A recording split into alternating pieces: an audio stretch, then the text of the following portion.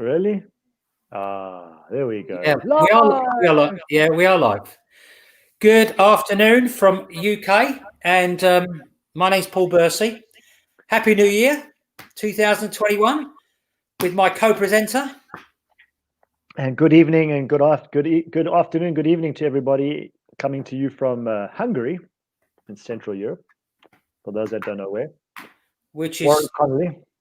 which time-wise is an hour difference, isn't it? Correct. You're Yeah. an hour ahead of us, whereas we're at least 5 hours ahead of the USA, if not 8 or 10, but depending on where you're watching this from. 10 is Hawaii or what? Is that Hawaii? Yeah, or what? something like that. Yeah, I think it's. Is it 2 or 3 hours difference from The West California? I don't know. I can't remember. Let's have a Anyway, look. let's get into it.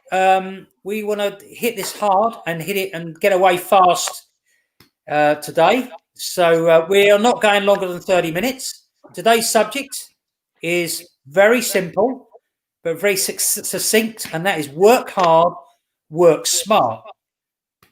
And there's a reason why I did that, because just very quickly, as a youngster, my parents taught me to work hard, okay, and really to graft, not and not take things easy, no slacking.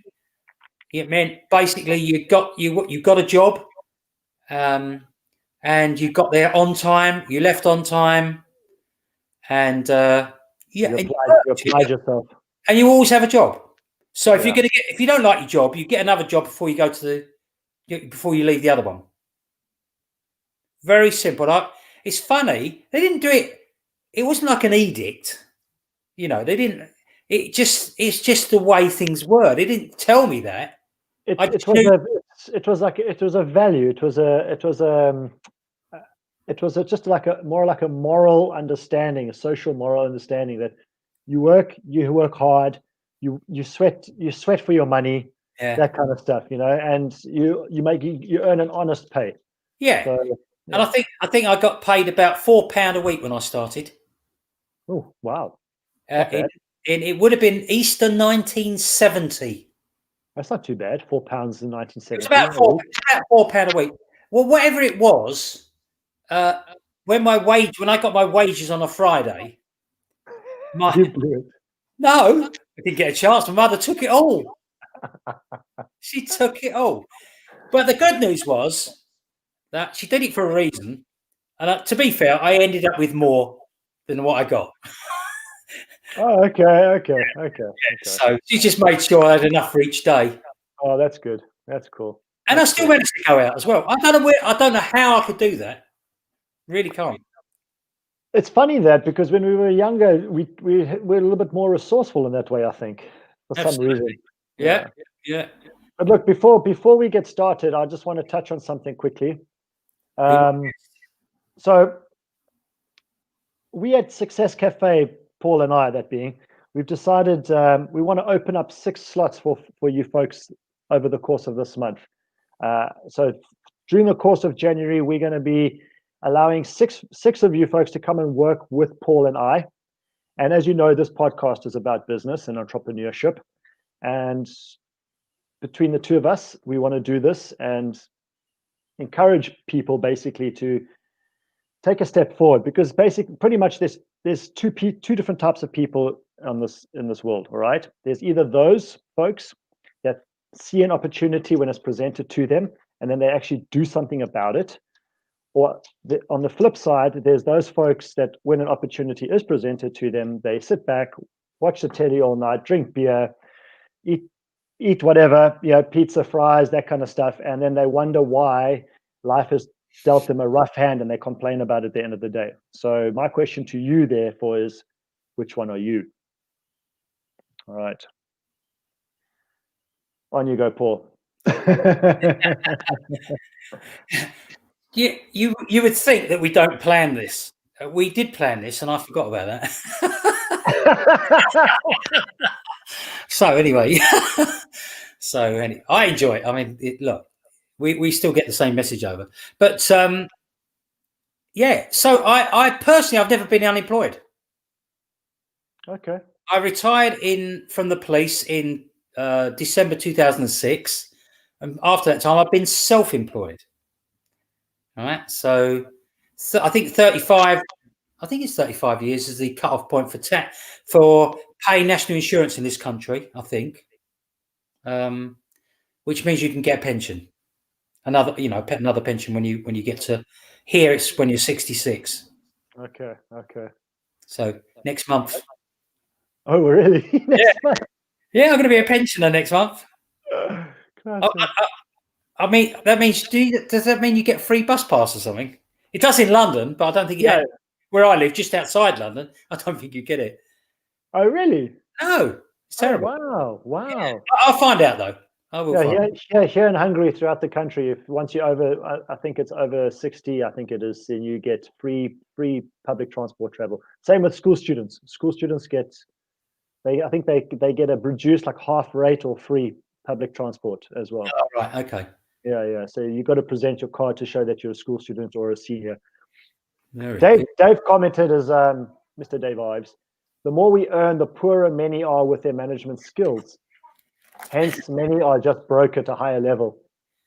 And then an opportunity to align and work with two heart-centered souls who can assist to see higher and further from a perspective that can make a dramatic impact on your life.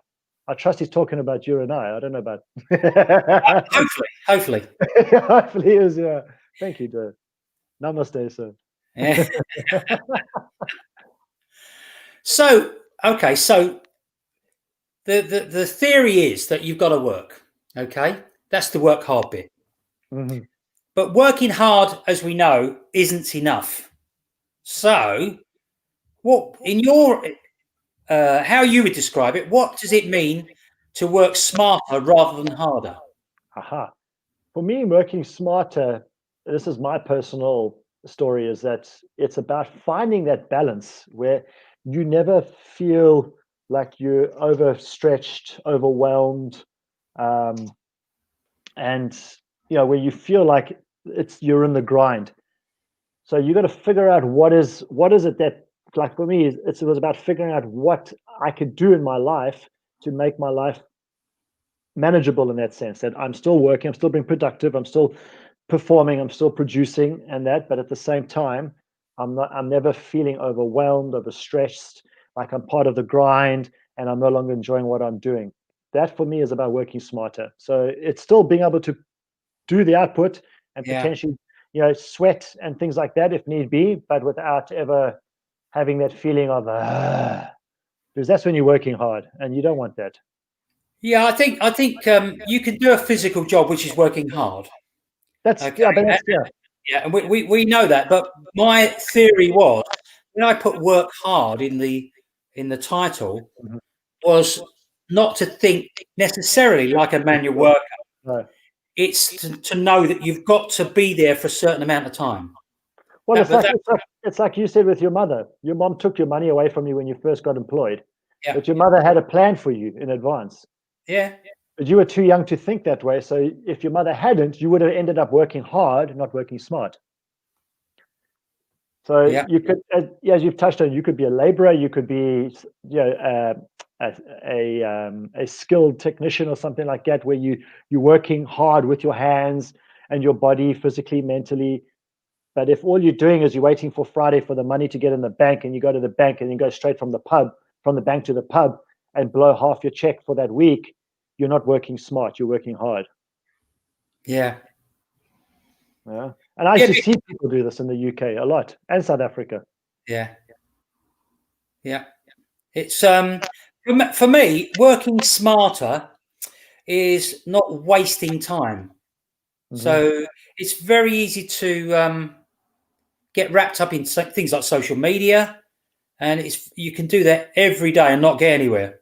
So the idea is to cut out the time wasting and aim more towards time chunking, as Tony Robbins says, or time slots. I wrote it down actually. What is it? I just can't read my writing. I wrote 2 words. That was all, and I can't read my writing. He's going to be a pensioner next month, folks. So Yeah, remember. I know. So that's why that's why I'm working on my memory. I turned up, see, today. You So, turned up. but working smarter to me is also working with things that are simple. Right? You've got to do simple things because, as you say, the more complicated it becomes, okay, the more complicated it becomes, it's very easy to be distracted. Yeah. So I think you made a comment when we were talking over the weekend about working threes. Do you remember you said that? Yes, I did. And, Yeah, and the power of really, yeah, and I get that because if you give people too much to think about, they're more liable not to want to work. yeah. So, although if you think in terms of doing three things or whatever, is that you've got to be effective and you've got to be efficient, and it's not about quantity; it's about quality. There has to be a certain amount of quantity, obviously, with anything, but it's the quality of Of the that way you do things and the way you speak to people. Mhm. And how you speak to people. I mean, that's another big part of it as well. But so, to me, working smarter is not engaging in things that is pointless. It doesn't take your business any further. Well, look, there's one aspect about our industry where you have the opportunity to work really smarter than harder, and that's when you understand people better. You take the time to learn, understand what people mean when they say certain things, who they are, how they respond to certain conversations or approaches in business and things like this. By doing that, by taking the time to understand that, you're able to actually work smarter with people than harder. Yeah. Because otherwise it's going to be a hard slog if you don't understand people. But however, in the same breath, the only way you're really going to learn that is by doing it. Yeah. Understanding first what the principles are, and then going out and practicing and taking action. So as you say, it's not about less volume. You still got to do whatever it is that you're doing, but you just got to try to focus on doing it in a way that doesn't waste your time, and in the same breath as what you're saying. If you're talking to people about shooting the breeze, it's not getting you anywhere from a business perspective. Also, on the flip side of that coin is relationships. It's imperative to build relationships with people, especially when you want to do business with people. It's imperative to do that. So that's very important in relation to what we're talking about, because if you think about it logically, you want to be building multiple relationships at one time. That doesn't say you can speak to more than one person at a time if you're on Zoom or something similar. But generally speaking, if you're building a relationship with someone, a lot of that's going to be done one-to-one, and you want to do that continually, because out of those amount of people, you don't know who you're going to be working with. And that's what I mean by working smarter. Or even when. Sorry, Paul, but even when. You're right. Yeah, absolutely. So you've got to be speaking to 25, 50, 100 people, building relationships, because you don't know when the timing is right. Yeah. Mm-hmm. And it could be working and building a relationship, could be just saying, how's things going? How many times could you do that a day? Just ask someone, how are things? How's the family? I do that often, and I do that just on social media in conversations with people. So it's very, very easy to do that, and you can talk to multiple people. As long as you're being genuine, I think that's the most important thing. You've got to be honest, ethical, do things the right way, and that to me is working smarter.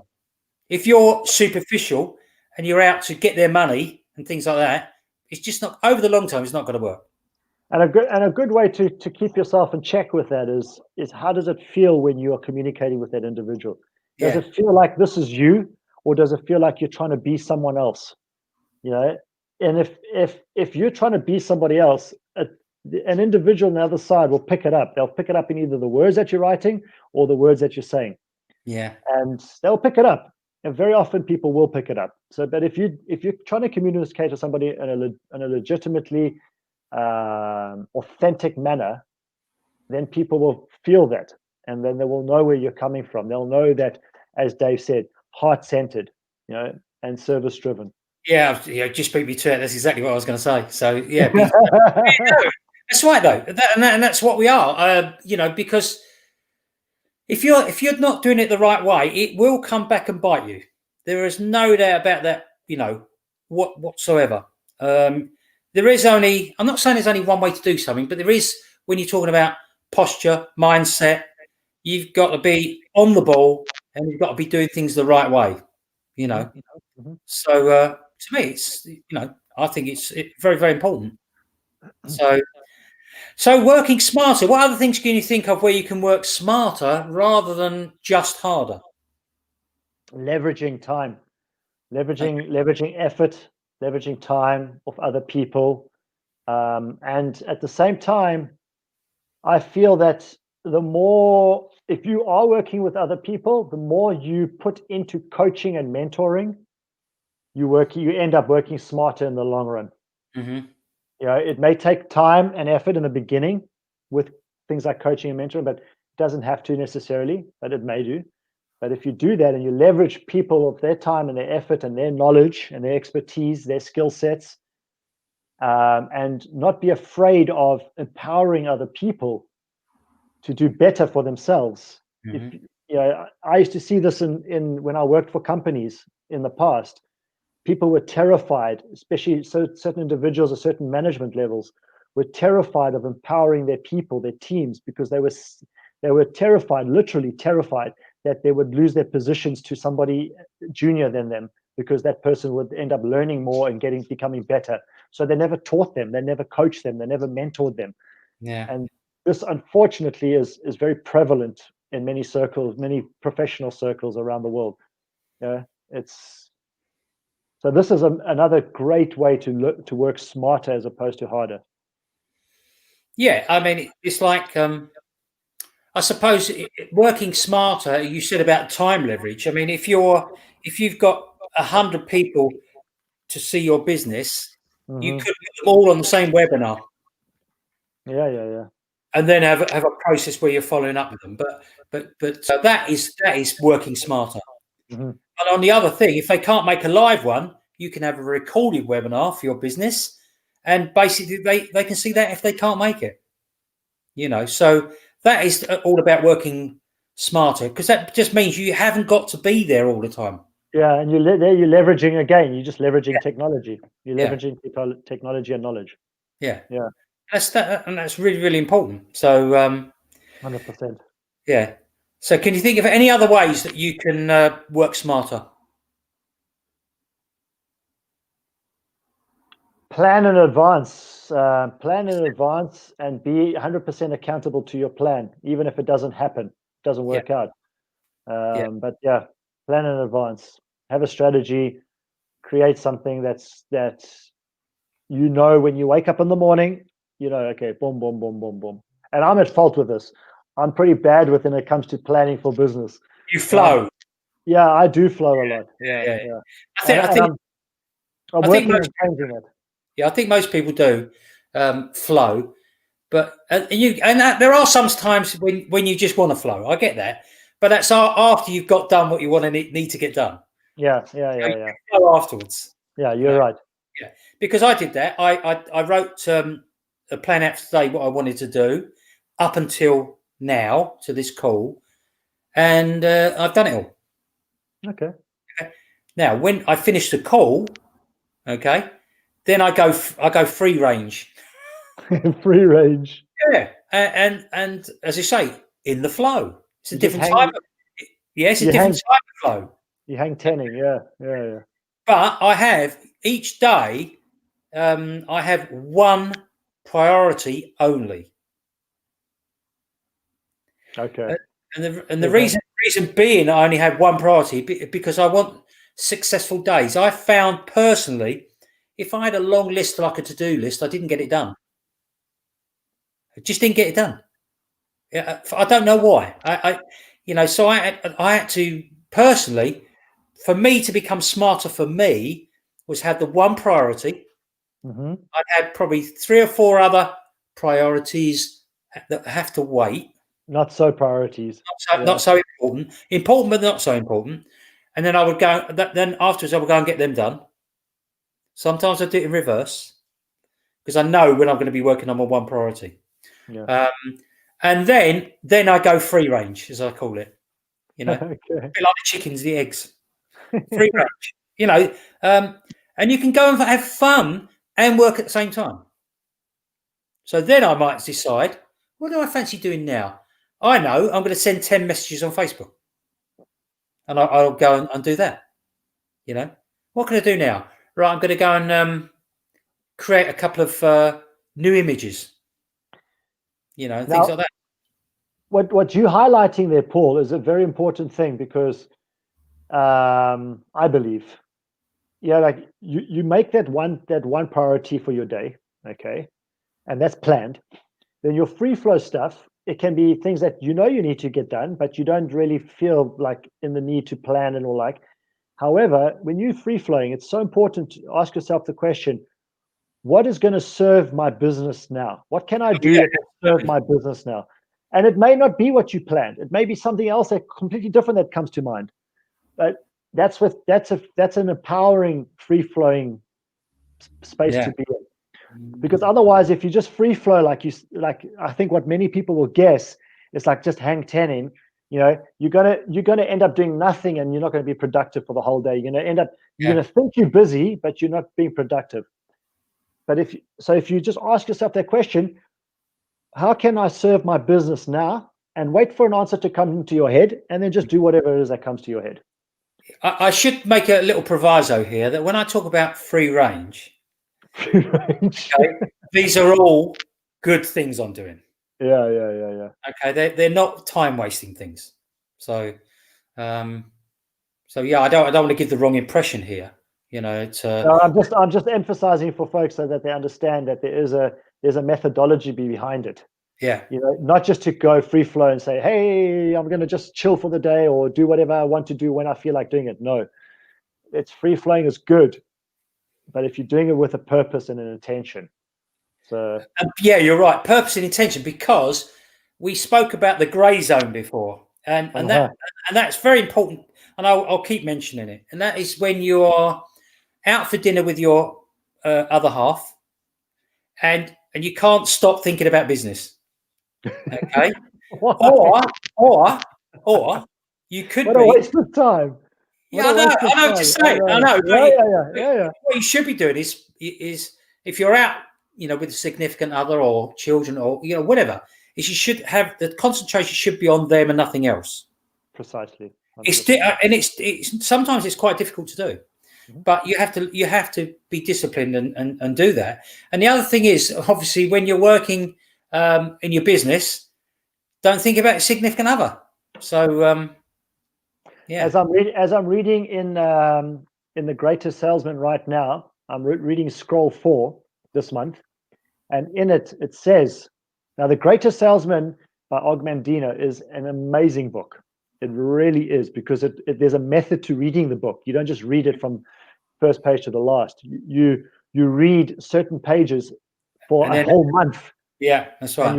And you do it 3 times a day. Mm-hmm. And in Scroll 4, he talks that in the story, it goes like, I will not marry the two together, being the marketplace and my home. Mm-hmm. I'll keep them separate. There's no space and time in the marketplace for my family, and there's no space and time in my family, in my home environment for the marketplace. That way, I'm able to stay married to both. And it's so true, because too often today we mix and blend the two together, so it becomes gray, and there's no disparity between your work environment and your home environment, and it's very different, especially when you're working from home. It's not easy.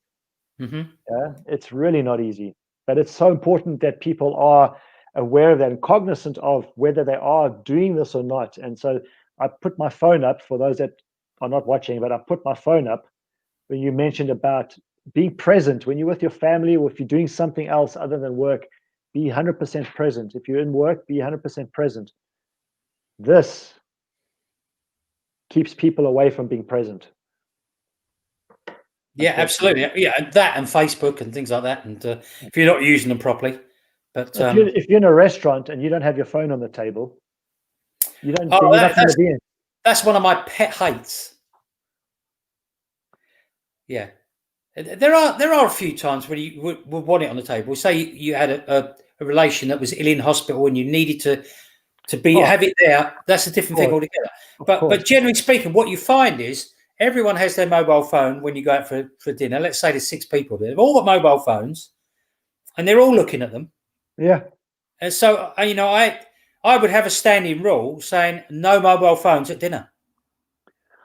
Well, there's many parties that had. Oh, we lost you. Okay, we lost you slightly. Oh, okay. There are parties, not nowadays, but prior to 2019 March, 2020 March, I should say. People would have home parties, and there would be a standing rule in many parties where you got to put your mobile phone and your car keys into a box or a bag or something like that. Yeah. So if you're drunk, you can't drive home, and nobody's on the phone being distracted from the party, and everybody's enjoying themselves. That's why. And I think that's just it's a simple thing, but it becomes so addictive to have your mobile phone around with you all the time. It really does. I have a friend in Dubai. He went off smartphone back to, what do you call it? The old phones, the old style phones without. Yeah, I know. The old Nokia. Yeah, like that. Yeah, because he became too anxious with his phone. Yeah. Yeah, I have one. I have a smartphone. I'm not a great lover of phones, so I like laptops. Okay. So, but anyway, I think we've said enough. Anything else you want to say about working smarter or working harder? Well, if you would like to learn how to work smarter, then you need to come and it's imperative that you speak to Paul and I, because I'm going to say it again. This month, we are looking for 6 individuals to come and work with us. And we're going to literally help you take you from point A to wherever that may be, wherever point Z may be, down the line, and whatever that's going to look like. But we would like to work with 6 people that would like to learn what we talk about, the things that we use. We're not super business people. We're not supremely rich or wealthy, or we are wealthy in our own ways. But at the same time, we have a lot of understanding and morals and values and habits that Paul and I practice individually, in our own way. And we are looking for people to share that with, 6 individuals to share our skills and our knowledge and our pearls of wisdom with. Hunger and passion. So that's only valid for this month. Okay. Yeah. So but moving beyond this month as well. Sorry, but yeah. Sorry. Yeah. So it'd be for the next 90 days, and and then we'll review it. But yeah, great, fantastic. I think we've said enough on this subject. Work smarter as well as working hard. So have a fantastic rest of the week and a brilliant 2021. And we'll speak soon. Arrivederci. Good night, everybody. See you later. Bye. Have a beautiful week.